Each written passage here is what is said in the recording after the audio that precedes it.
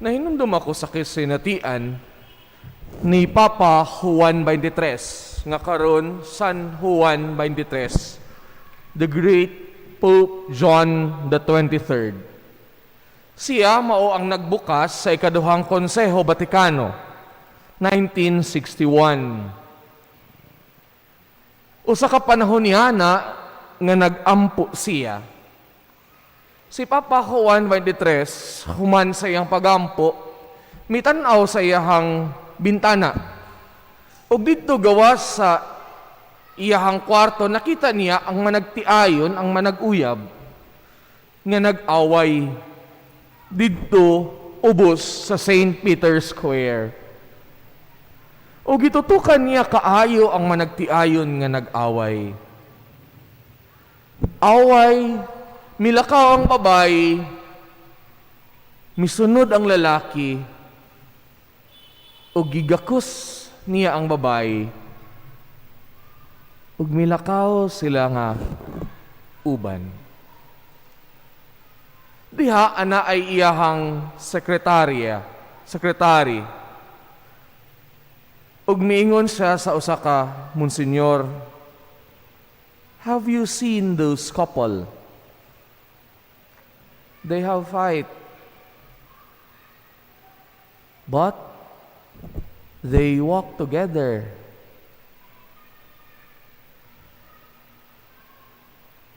Nindot kaayo nga pamalandong ni Papa Juan 23. Nga taliwala nga nag-away ang manag-uyab, mi uban sila paglakaw, pagawa sa St. Peter's Square. Wala sa kaibalo kung nasulbad ilang problema. Wala sa kaibalo kung nagtingugay sila. Pero nag-ubad sila. Ug miingon si Papa Juan 23 sa iyahang sekretarya, pagkanindot unta, nga ang simbahan makakaton sa pagpanaw uban sa iyang katawhan, bisan ug dili niya kini masabtan. Bisan kung dili niya kini masabtan. Mga igsoon karon atong pagabuksan ang Synod of Synodality dinhi sa ato ang parokya nga pagahimuon 2023 pa didto sa Roma. Kasagara ang mga sinodo himuon sa panagtapok sa mga obispo. Ug duha ka mga importanteng sinodo natong mga miaging tuig ni Papa Francisco, mao ang sinodo sa pamilya ug sinodo sa mga kabatanunan. Kining maong sinodo panagtapok mao ang pagsabot, paglantaw ug pagpangumusta kung kumusta ang kinabuhi sa pamilya ug sa kabatanunan sa tibuok kalibutan. Apan si Papa Francisco niining maong tuiga nagpagawas sa usa ka hagit. Kumusta kaha ang paglawig sa simbahan? Naan gipagawas niya ang nindot kaayo nga hagit alang sa matag parokya nga bag-o himuon ang sinodo karong umaabot 2023. Gusto niya paminawon, gusto niya himamaton, gusto niya ubanan ug sabton ang matag parokya sa kalibutan. Busa gihagit niya ang tanang parokya nga maghimo og iyang gitawag pre-synod consultation. Ug kini moy ang ato ang sugdan sa atong parokya. Kaganihan nindot kaayo nga misugod ang ato ang konsultasyon. Pinagi sa among pag-adto didto sa Baikingon. Ang parokya wala nagpabilin sa iyang kakomportable dinhi sa sentro, kundi miadto sa kabukiran sa Baikingon aron himamaton ang iyang mga anak nga dugay na kaayo nga wala niya nakita. Matud pa sa usa ka parokyano, Father, Marso pa ang katapusan namo misa dinhi.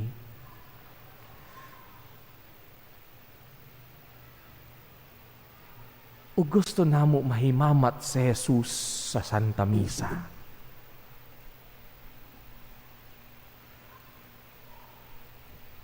Daw gikumot ang akong kasing-kasing sa pagpaminaw kanila. Isip batang pari, grabe ang akong kalipay diyang nakita nako ang kaikag o kadasig sa mga tao sa Baykingon na nagtipok human sa pila ka bulan para sa ulugon ang misa. Apan bag-o ang santos nga misa, nagtipok kami isip simbahan na nagpaminaway sa usag-usa.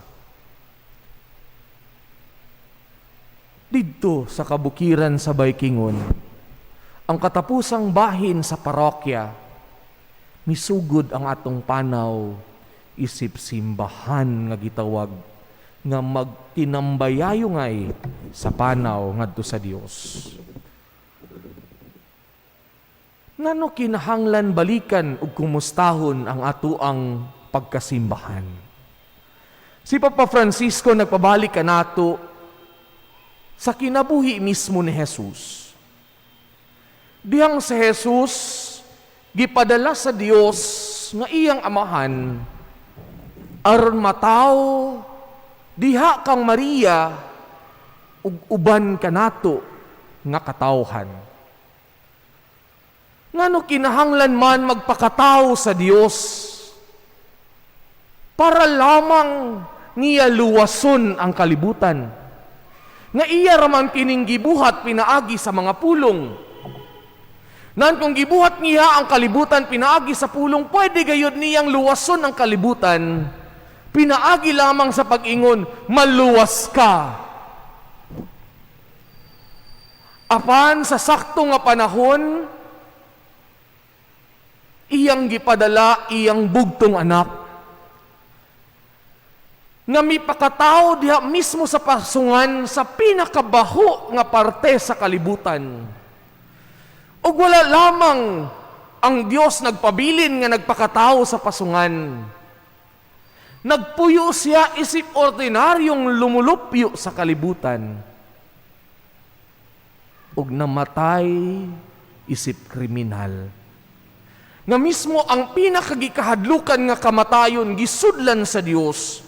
Aron sabton sa Dios, aron ang pinakamangit-ngit nga bahin sa tao, iyang luwason ug iyang gakson. Aron ang tao, iyang maubanan. Tungod ay ang kaluwasan, dili lamang ang pagkawala sa atong sala. Ang tinuod ay nga kaluwasan, dili lamang ang pagkalimpyo nato gikan sa kangit-ngit ug kang satanas. Ang tinuod ay nga kaluwasan mao nga ang Dios miuban sa panaw sa tao. And when God is present in the journey of the people, salvation is experienced. Nan ang saktong Santo Papa, naghagit ka nato pagbalik. Kumusta ang atong pagpanaw? Isip simbahan sa Dios. Atong pamalandungan kining hagit sa pagpanaw uban sa usag-usa, pinagi sa tulo kanindot kaayo nga lihok nga makita sa atong ebanghelyo. Panagtagbo, pagpaminaw, ug pagpamalandong, pag-aninaw. Una, panagtagbo. Dihang si Jesus mipanaw, milakaw uban sa mga tinun-an. Gitagbo siya, iyang gitagbo si Juan ug si Santiago. Dihang miingon ang magagsuon, magtutudlo buot namo, himuon nimo, unsay among pangayuon kanimo. Mitagbo si Jesus kang Juan ug Santiago. Sama sa iyang gibuhat, sa dato nga batan-on, miaging simana. Di ang nangutana ang bawang batanon, unsaon manako pagkadawat sa kinabuhing dayon.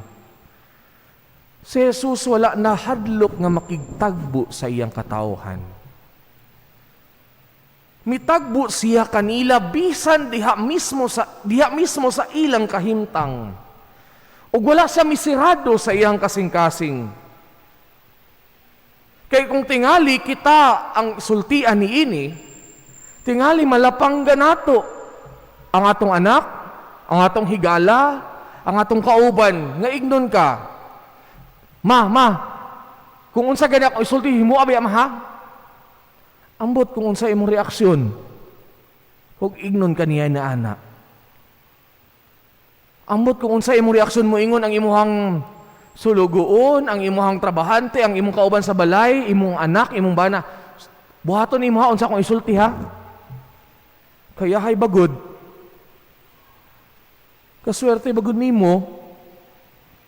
Apan sa Jesus mitubag, unsay inyong buot nga buhaton ko kaninyo. Gitagbo ni Jesus ang iyang katawhan, ang iyang mga anak, ang iyang higala, diya sa ilang kahimtang sa pagpangita. Mitagbo siya kanila, dili nga dala niya ang tanang tubag, kung dili mitagbo siya isip higala, igsuon ug magtutudlo, nga gusto mo abong sabot o gusto mo uban sa pangutana sa panaw sa iyang higala. Importante kaayo ang panagtagbo nga nakalimtan na nato. Importante kaayo ang panagtagbo nga usahay ato ng mabaliwala kay busy kaayo. Nantingali nindot kaayo kumustahon, kumusta ang talad kananan sa panimalay, isip panagtagbo sa ginikanan ug mga anak. Kumusta inyo mga pamahaw, paniudto ug panihapon? Magkainistoryahanay pa ba ang pamilya? Ubasin busy na kaayo og text, busy na kaayo og tan-aw sa Facebook, busy na kaayo og himo sa trabaho, bisan sa talad kananan, nga mismo diha sa pamilya wala na'y panagtagbo.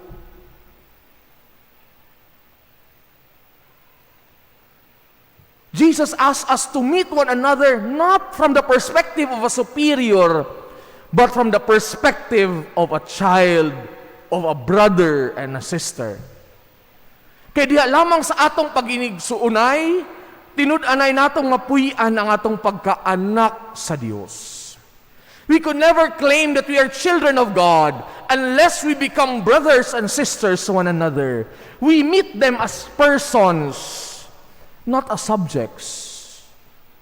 We meet them as friends, not as superior, not in the stance of someone in position. We meet them as children of God, where everyone is equal to one another. O kini ang hagit alang kanato nining pagsugod nato nining sinodo. Kumusta ang atong kapasidad sa panagtagbo? Kumusta ang atong pagkapasidad sa panagtagbo sa duha ka bahin? Panagtagbo sa Dios, isip higala. Panagtagbo nga naay kamatuuran. Because there is no genuine encounter when people meet with lies. There is no genuine encounter when people wear masks to one another for one another. Genuine encounter requires honesty. Kumusta nga ito panagtagbo kang Jesus sa salad kananan sa misa? Kumusta nga ito panagtagbo kaniya sa misa o sa pagampo? Dili ba kasagara kung diya sa pagampo ang atong agenda permanente ang matuman? Lord, mauni akong pangayuon kaniimo. Lord, mauni akong hangyo kanimo. But have we ever asked, Lord, what do you want from me? Unsay imong gusto kanako?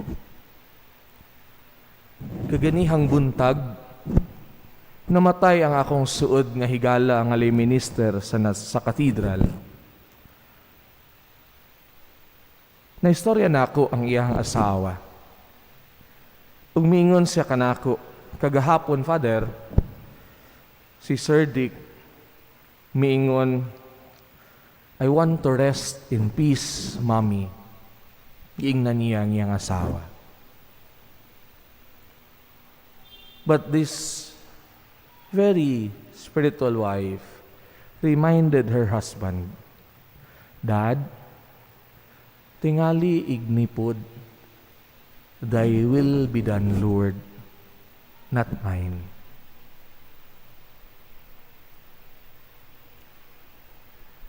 Dili ang akong pagbuot, kung dili ang imo.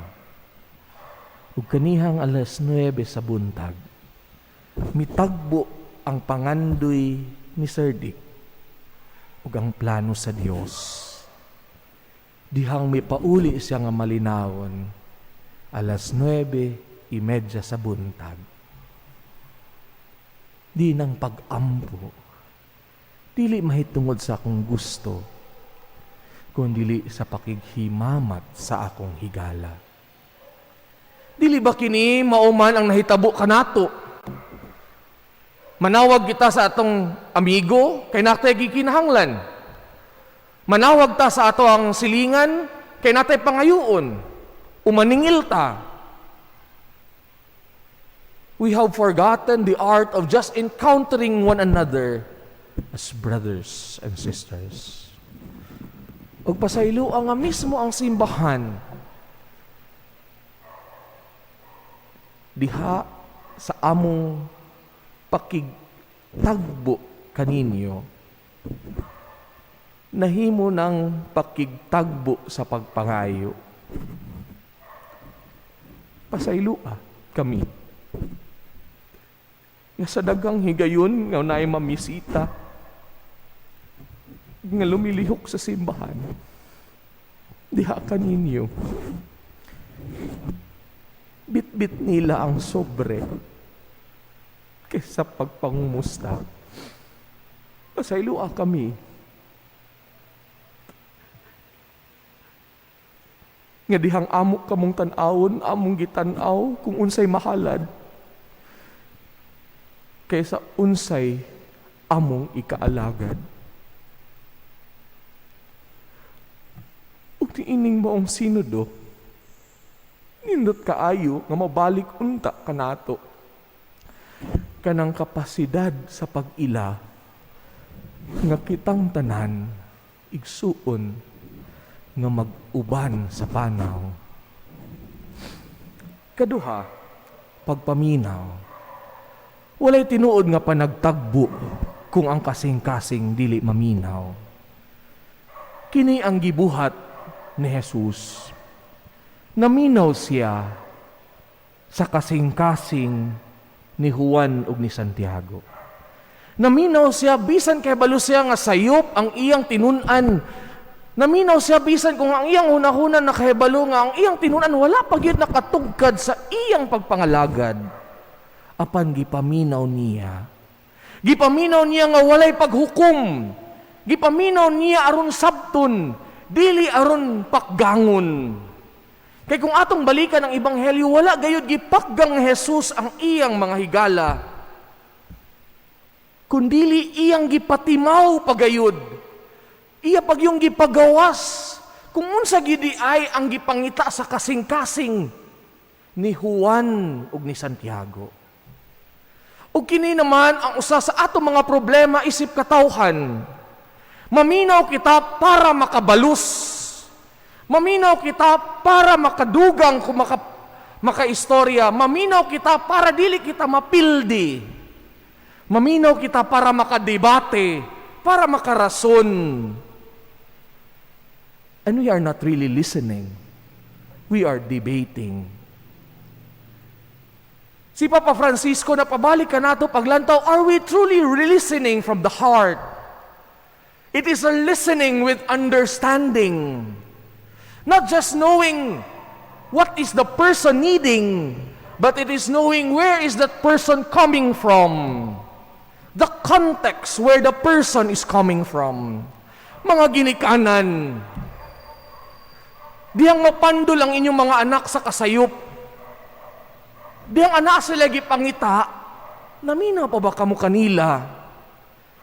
Namina pa ba kamo aron sila? Ila inyong sabton.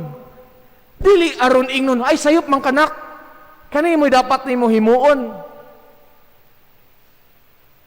We do not listen to teach. We listen so that they can become free to pick up, free to share their lives. O kini ang nahitabo diha mismo sa kinabuhi ni Juan o ni Santiago. O kini ang nahitabo niya tumiaging simana. Dihang mi istorya ang dato nga tao sa iyang kaugalingong kasinatian sa pagpaningkamot. Because matod pa ni Papa Francisco, when our hearts listen, people share their stories. And when their stories are shared, people understand and is united to one another. Kaya ang tinuon nga panagtagbo, dili panagtagbo sa huna-huna, kundi panagtagbo sa kasing-kasing. Dili pa nagtagbo sa pagsabot lamang, kundi pa nagtagbo sa istorya sa kinabuhi. Kaya diya sa istorya sa kinabuhi, gibalaan kita sa Dios. Dili ba ang balaang kasulatan, dili man mahitungod sa pagtulunan ni Jesus? Dili man matungod sa pagtulunan sa Dios. Ang balaang kasulatan, una sa tanan, istorya sa kinabuhi sa tao, uban sa Dios. When there is a story of love and of life, communion happens.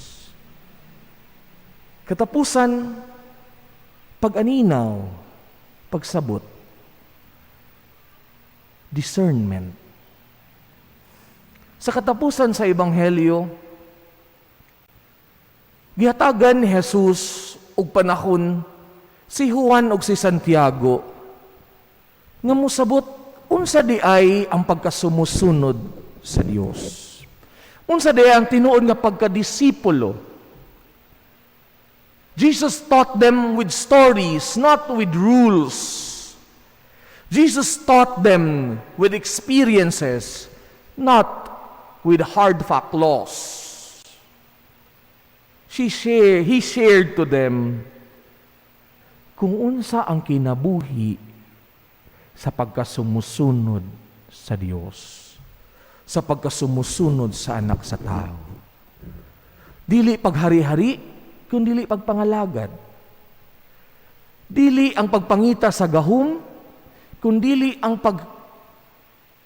pagkakabus uban sa kabus. Dili ang pagkaadunahan, kundi ang panag-uban sa katawhan. Ang Ginoo nagtudlo kanato, pinaagi mismo sa pagtanaw sa atong kaugalingon, nahimo ba akong misunod sa kinabuhi ni Kristo? Nahimo ba akong misunod sa iyahang panaw sa kalibutan?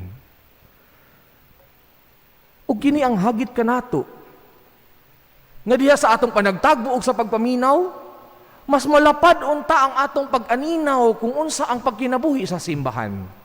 Diya sa atong pagnagtagbo o pagpaminaway, mas masabtan unta nato, mas matugkad unta nato, kung unsa ang kinabuhi isip sumusunod ni Kristo. Nan mga igsuon, nining pagbukas nato sa ato ang pre-synod consultation sa parokya, magtinagbuay unta kita, isip igsuon. Magpaminaway kita, ugunta diha sa atong pagpaminaw, mas makasabot kita, makapamalandong kita, makakita kita sa lihok sa Dios, diha mismo sa atong katilingban. Aron ang atong mataglakang, labaw na niining mga kritikal nga bulan sa atong kinabuhi isip nasod, mamahimo untang pagpuyo isip katawhang Kristohanong Pilipinhon. Dili na lamang Pilipinhon, kundili Kristohanong Pilipinhon. Di natong pagtuo, wala lamang nasabtan ug nabati, apan nasinati sa konkreto nga buhat. Magampo kita, ngayon ta kining maong panahon, mamahimong panahon sa pagpaminaw, isip simbahan sa Dios. Ato karong bag-uhon ang atong mga saad sa bunyag,